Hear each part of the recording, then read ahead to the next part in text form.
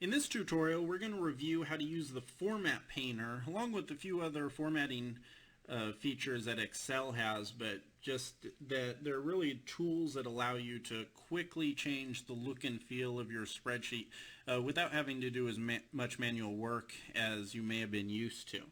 You can see we have our Little League right here. We have the Pirates, Astros, Mets, and Yankees, and we have their wins, losses, batting average, and ERA. I know I could have gotten rid of these and moved them up, but for the sake of this tutorial, we're going to look at how to use the Format Painter, which means we want to have more than a couple things to format. So first, to make some quick design changes, we're going to take Little League and use a Merge and Center tool, and we're also going to give it a box, make it blue with white text, bold, and increase the size a little bit, just to give it a little bit more distinction. Then we're also going to, because this is a table, give borders to each of them. And as you can also see right here, we want to give a little bit more of a distinction to the names of the teams. So what we're going to do is make this bold. We're going to make it a different shade of blue. Pick out this one right here.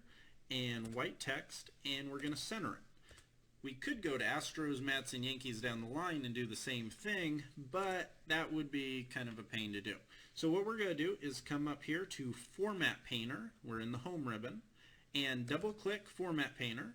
You can see that it is now selected. And now what we have to do is click on the cells where we want that same formatting applied. So Astros, Mets, Yankees, and click on Format Painter again, and now you can click on any cell and it's done.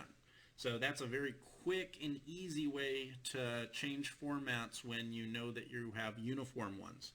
We can also do the same thing here. We want to make these italic, and we want it centered, and we want to give it a little bit of a light gray kind of look.